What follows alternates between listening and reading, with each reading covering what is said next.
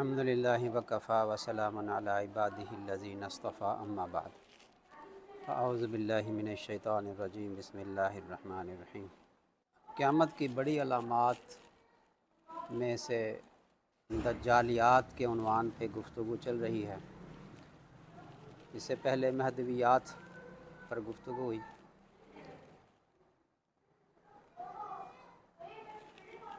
حدیث شریف کے مطابق جب سے اللہ تعالیٰ شانہ نے اس دنیا کو پیدا فرمایا ہے، فتنہ دجال سے بڑا کوئی فتنہ نہیں، نہ پہلے گزرا اور نہ بعد میں ہوگا۔ ہر نبی نے اس فتنے سے اپنی امت کو ڈرایا ہے۔ ایک حدیث میں تمام انبیاء علیہ السلام کا ذکر ہے، اور ایک حدیث میں ہے کہ حضرت نوح علیہ السلام نے خاص طور پر اپنی امت کو فتنہ دجال سے ڈرایا، اور ایک روایت میں ہے کہ نوح علیہ السلام کے بعد ہر نبی نے اپنی امت کو فتنہ دجال سے ڈرایا ہے۔ پھر فرمایا کہ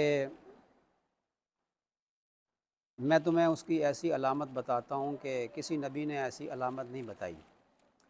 انبیاء علیہ السلام نے فتنہ دجال سے ڈرایا تو ہے، لیکن اتنی تفصیل بیان نہیں فرمائی جتنی تفصیل نبی کریم صلی اللہ علیہ وسلم نے بیان فرمائی، اس لیے کہ وہ اس امت میں ہی خروج کرے گا اور اس امت میں ہی قیامت سے پہلے وہ فتنہ برپا کرے گا۔ تو فرمایا کہ وہ کانا ہوگا، کانا، وہ خدائی کا دعویٰ کرے گا اور وہ کانا ہوگا۔ اور یاد رکھو کہ تمہارا رب جو ہے وہ کانا نہیں ہے، وہ تو بے عیب ہے۔ اور روایات سے پتہ چلتا ہے کہ یہ بھی فرمایا کہ اس کا جھوٹا ہونا پہلی نظر میں ہی ظاہر ہو جائے گا۔ وہ اس لیے کہ تم اپنے رب کو مرنے سے پہلے نہیں دیکھ سکتے۔ یہ تو سب سے بڑی علامت ہوگی۔ تو وہ خدائی کا دعویٰ کرے گا، اور روئے زمین پہ بسنے والے بے شمار لوگ اس کے فتنے کا شکار ہو جائیں گے اور اس پر ایمان لے آئیں گے۔ حدیث شریف میں آیا کہ ایک شخص اپنے آپ کو مومن سمجھتا ہوگا، اور وہ یہ خیال کرے گا کہ میں دیکھتا ہوں کہ دجال کون ہے، اور فرمایا کہ تم ہرگز اس کا سامنا نہ کرنا، اس لیے کہ ایک شخص اپنے آپ کو بڑا مومن سمجھتا ہوگا، لیکن جو ہی وہ دجال کے سامنے جائے گا تو اسی کا کلمہ پڑھنے لگ جائے گا۔ ایسا اس کے پاس ایسی طاقتیں ہوں گی۔ دو باتیں ہیں، ایک بات تو یہ کہ اس کو اللہ تعالیٰ نے ایسی طاقتیں دی ہوئی ہوں گی کہ وہ اپنی حیثیت میں ایک طرح کا سپر مین ہوگا، یعنی جو طاقتیں آپ دنیا میں تصور کر سکتے ہیں وہ طاقتیں اس کے پاس جمع ہوں گی۔ وہ اپنی ذات میں ایک بہت بڑا آرکیٹیکٹ بھی ہوگا، وہ اپنی ذات میں بہت بڑا انجینئر بھی ہوگا، اور وہ بہت بڑا سائنسدان بھی ہوگا، وہ بہت بڑا ڈاکٹر بھی ہوگا، اور وہ بہت بڑا جادوگر بھی ہوگا، اور وہ بہت بڑا ایک عامل اور ساحر اور کاہن قسم کا بندہ ہوگا،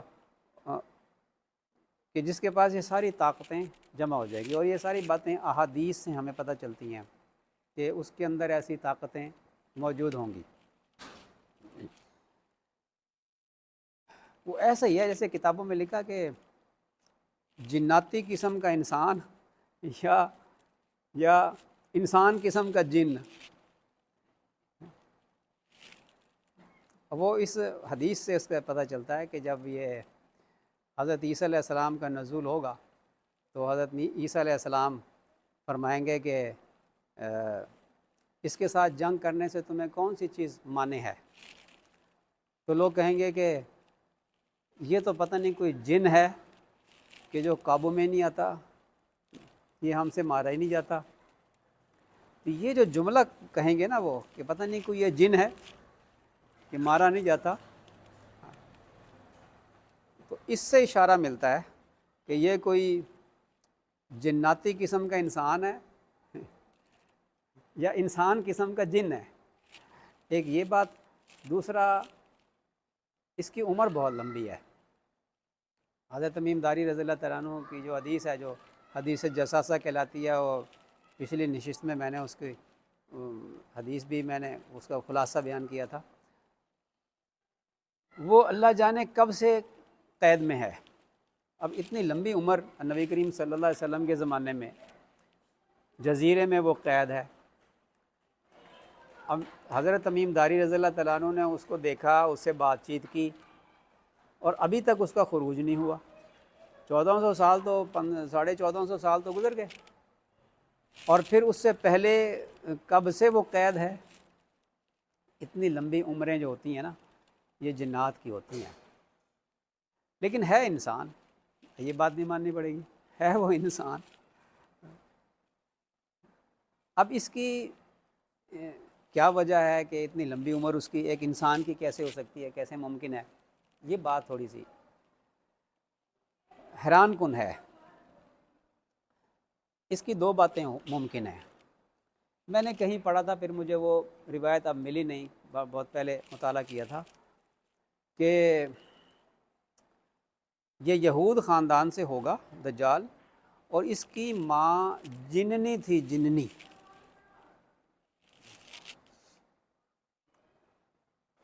اب کیا یہ پاسبل ہے کہ ایک انسان کی کوئی جن عورت کے ساتھ ملاپ ہو جائے؟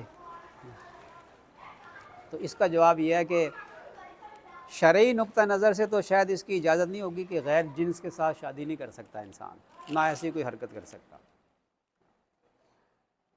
لیکن کیا ایسا پاسبل ہے کہ انسان کا جننی کے ساتھ ملاپ ہو جائے اور پھر اس سے اولاد ہو جائے؟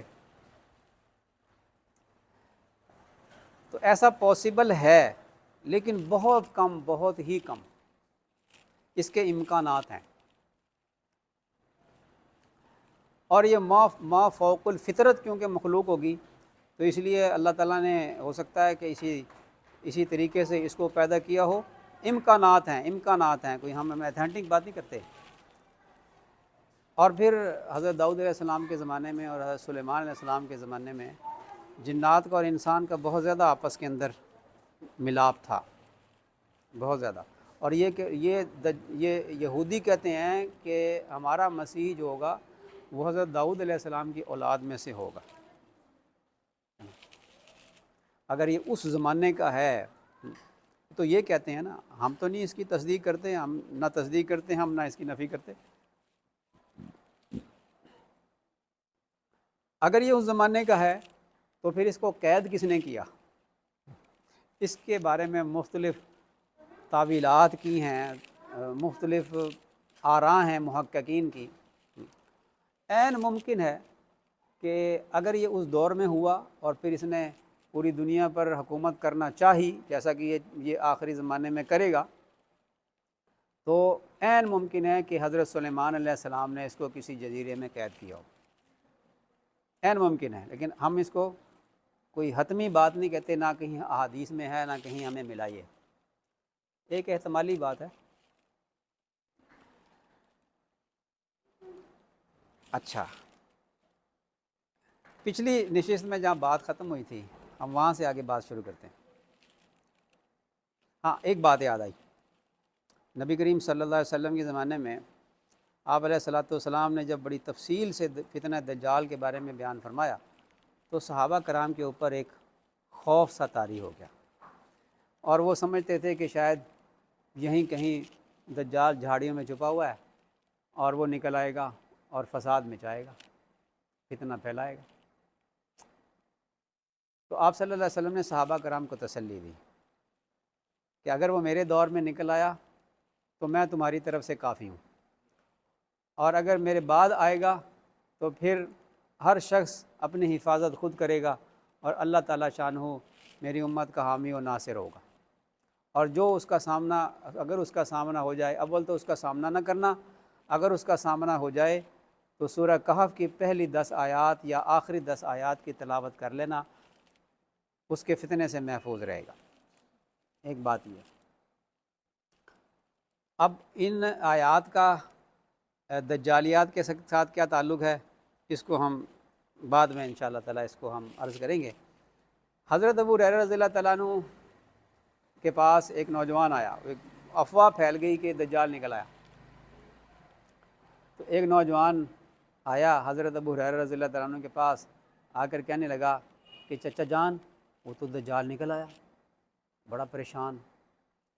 تو حضرت ابو ہریرہ رضی اللہ تعالیٰ عنہ نے فرمایا کہ بھتیجے بیٹھ جاؤ، پریشان ہونے کی ضرورت نہیں ہے، یہ دجال اگر ہمارے زمانے میں نکل آیا نا تو ہمارے بچے اس کو پتھر ماریں گے۔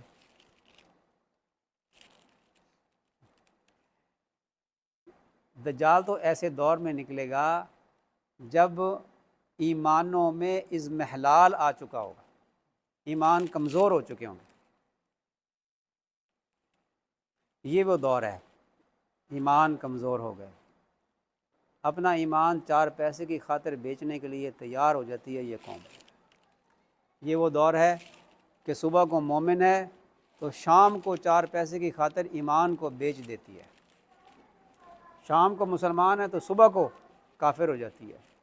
یہ وہ دور ہے، یہ وہ فتنے کا دور ہے، ایمانوں کے اندر اضمحلال آ چکا ہے، ایمان اتنے قوی نہیں ہیں جو اس کو کاروبار سے اٹھا کر نماز کے لیے مسجد میں لا سکے، اتنی طاقت نہیں ہے اس میں کہ سفر کے دوران گاڑی روک کر نماز پڑھ سکے، اتنا ایمان نہیں ہے کہ دعوت کھانے میں دوستوں کو جمع کیا ہوا ہے اور دوستوں کی محفل کو چھوڑ کے یہ مسجد میں جا کے نماز پڑھ سکے، اتنا ایمان نہیں ہے، اتنا مضبوط ایمان نہیں ہے۔ تو ایمانوں میں تو اضمحلال آ چکا ہے، کمزوری آ چکی ہے۔ یہی وہ دور ہے کہ جس میں یہ بڑے بڑے فتنوں کا ظہور ہو رہا ہے اور ہونے والا ہے۔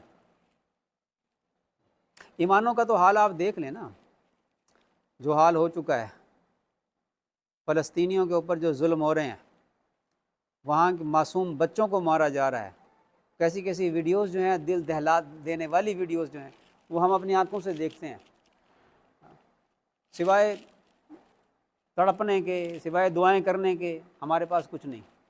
57 اسلامی ممالک ہیں، کسی کے اندر کوئی غیرت ایمانی ہو، کسی نے کو وہ سورہ نساء کی 75 نمبر آیت پڑھی ہو جس میں اللہ تعالیٰ نے حکم دیا ہے کہ وہ مظلوم جو ظالموں کی ظلم سے کے ستائے ہوئے وہ پکارتے ہیں کہ یا اللہ ہمیں ان ظالموں سے نجات عطا فرما، ہمیں یہاں سے نکلنے کا موقع عطا فرما، اور یا اللہ کسی کو ہمارا مددگار بھیج دے۔ اللہ فرماتے ہیں جھنجھوڑتے ہیں مسلمانوں کو، تو تم ان کے حق میں کیوں نہیں لڑتے جا کر؟ 57 اسلامی ممالک ہیں اور ان کے پاس کتنی فوج ہے؟ وہ 80-82 لاکھ کی آبادی ہے یہودیوں کی، اور مسلمان جو ہیں کتنے ہیں؟ 1.5 ارب کے قریب ہیں مسلمان کم از کم، اور 57 اسلامی ملک ہیں، ان کے پاس F-16 بھی ہے، F-15 بھی ہے، اور MiG-35 بھی ہے، ان کے پاس ایٹم بم بھی ہے۔ کس چیز کی کمی ہے؟ کمی کس چیز کی ہے؟ غیرت ایمانی کی۔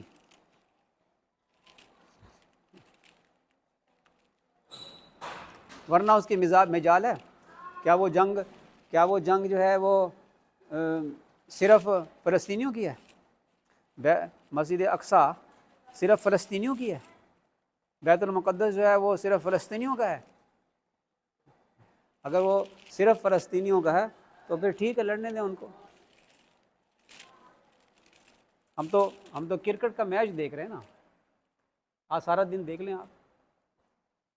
کمی کس چیز کی ہے؟ غیرت ایمانی کی۔ سارا دن آج سڑکیں بھی اتنی ٹریفک نہیں تھی، آج صبح میں گیا نا جب تو اتنی ٹریفک نہیں تھی، میں سوچ رہا تھا کہ کیا وجہ، آج چھٹی ہے کیا؟ ہفتے کو ویسے ٹریفک کم ہوتی لیکن عام ہفتے کے بنسبت آج ٹریفک کم تھی، وہ آج پتہ چلا کہ جی میچ میں لگے ہوئے ہیں سب لوگ۔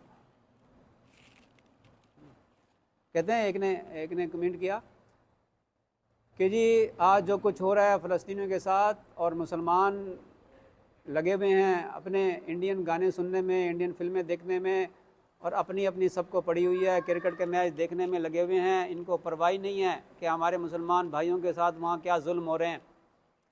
کارپیٹ بمباری ہو رہی ہے، کارپیٹ بمباری نہیں ہے، وہ 150 ہوائی جہاز، ان کے جنگی جہاز بیک وقت اڑ کر بمباری کر رہے ہیں غزہ پہ۔ اتنا ظلم ہو رہا ہے۔ وہ کمیونٹی صاحب کی تاریخ میں لکھا جائے گا، پاکستان کا کردار، فلاں ملک کا کردار، فلاں ملک کا کردار تاریخ میں لکھا جائے گا۔ میں نے کہا تاریخ میں کیا لکھا جائے گا؟ تاریخ کو لکھ کے کیا کریں گے؟ کل قیامت کے دن اللہ تعالیٰ شانوں کے حضور پیش نہیں ہونا۔ اللہ فرمائیں گے میرا یہ حکم نہیں پڑا تھا؟ سورہ نساء کی 75 نمبر آیت، یہ نہیں تمہارے طرف حکم آیا تھا؟ اور وہ معصوم بچے قیامت کے دن جب کہیں گے بِأَيِّ ذَنبٍ قُتِلَتْ، مجھے کس جرم میں قتل کیا گیا، وہ جو بچے قیامت کے دن کہیں گے تو پھر اللہ کس سے پوچھے گا؟ اس کی کوئی فکر نہیں ہے۔ تو کیوں ہے یہ؟ غیرت ایمانی نہیں ہے، ایمان میں اضمحلال آ چکا ہے، اور وہ یہ سب تیاری کس لیے کر رہے ہیں؟ وہ اپنے مسیحا کے انتظار میں بیٹھے ہیں۔ انہوں نے وہاں بیت المقدس میں مسجد اقصیٰ کو، وہاں فلسطین میں مسجد اقصیٰ کو شہید کرنا ہے، بیت المقدس کو انہوں نے شہید کرنا ہے، اور وہاں ہیکل سلیمانی تعمیر کرنا ہے، تھرڈ ٹیمپل تعمیر کرنا ہے۔ وہ کہتے ہیں جب تک ہم اس مسجد کو شہید نہیں کریں گے، ٹیمپل نہیں بنائیں گے، اس وقت تک ہمارا مسیحا نہیں آئے گا۔ وہ مسیحا آئے گا اور اس تخت پر بیٹھے گا، یہاں پہ بیٹھے گا ٹیمپل میں، اور یہاں سے بیٹھ کر پوری دنیا میں حکومت کرے گا۔ وہ مسیح دجال ہوگا۔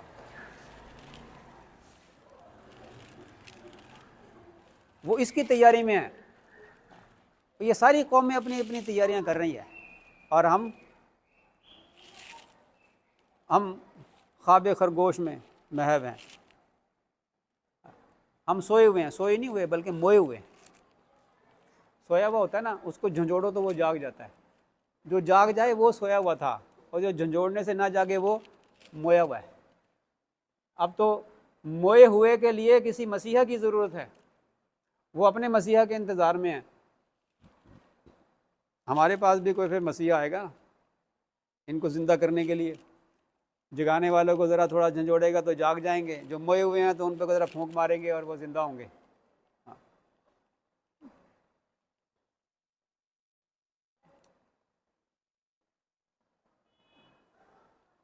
تو میں بات کر رہا تھا، وہ جو بات پچھلے نشست میں جہاں ختم ہوئی تھی کہ وہ کس مقام سے نکلے گا، یہ درمیان میں باتیں آتی رہیں گی۔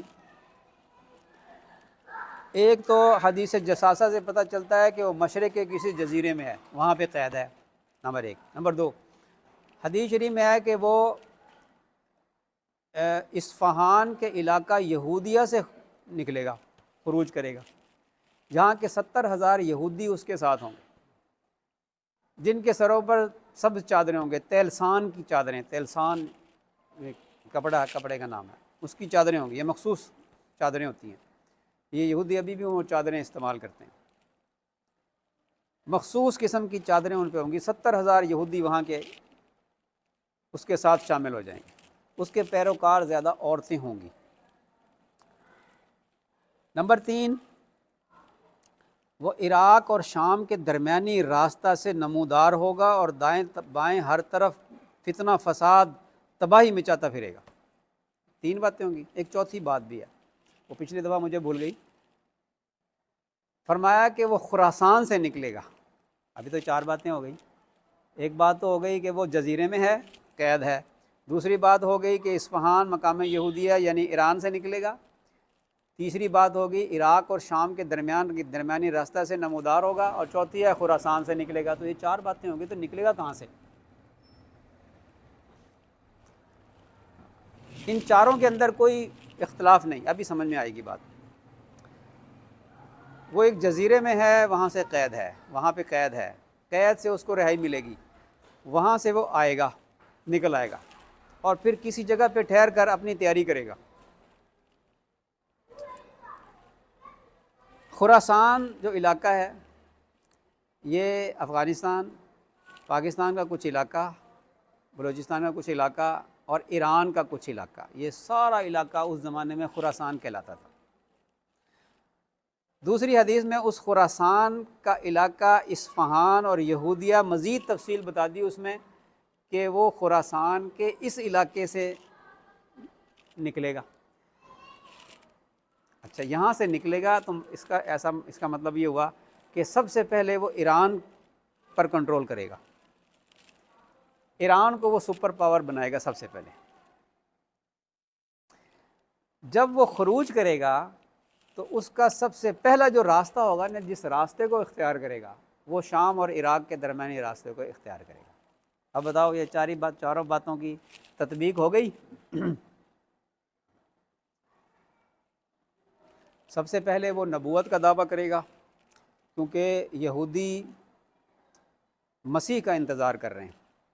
جب اصلی مسیح پیدا ہوئے تو یہودیوں نے حضرت عیسیٰ علیہ السلام پر تہمت لگا کر حضرت مریم پر تہمت لگائی، حضرت عیسیٰ علیہ السلام کو جھوٹا کہا اور برے القاب دیے، گندے القاب دیے، اور اپنے تئیں حضرت عیسیٰ علیہ السلام کو سولی چڑھا دی۔